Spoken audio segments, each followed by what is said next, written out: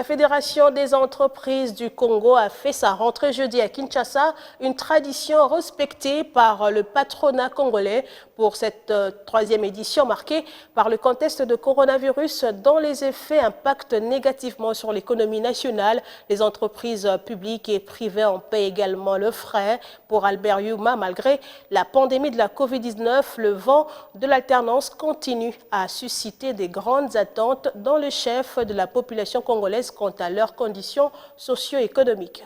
C'est pour inviter nos dirigeants.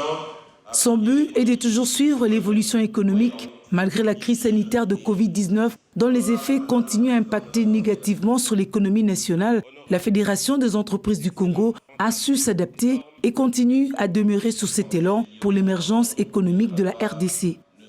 À cette troisième rentrée sous fond de Covid-19, Albert Youma, président de la FEC, a encouragé l'initiative prise par les opérateurs économiques de digitaliser leurs services afin de mieux servir la clientèle disséminée à travers le pays. En ce qui concerne les activités de la Fédération, celles-ci ont été fortement perturbées par les mesures de lutte contre la Covid-19, notamment le confinement et des mesures qui n'ont pas permis à certains organes statutaires de fonctionner normalement et de se réunir comme à l'accoutumée.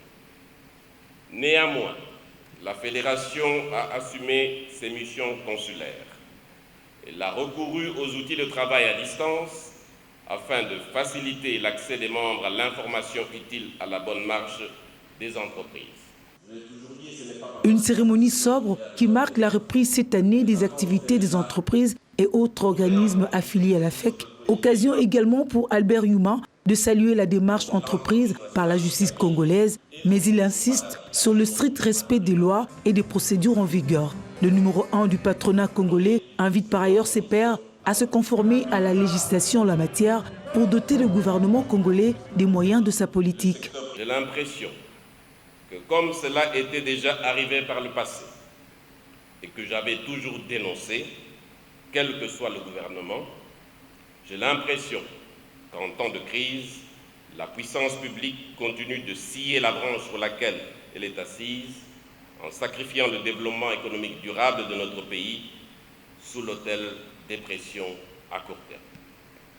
En tant que partenaire naturel, et je dirais même obligé du gouvernement et des pouvoirs publics à défendre nos membres et nos convictions. Bien entendu, dans le respect des textes et des lois de la République. Mais rien que des textes et des lois de la République.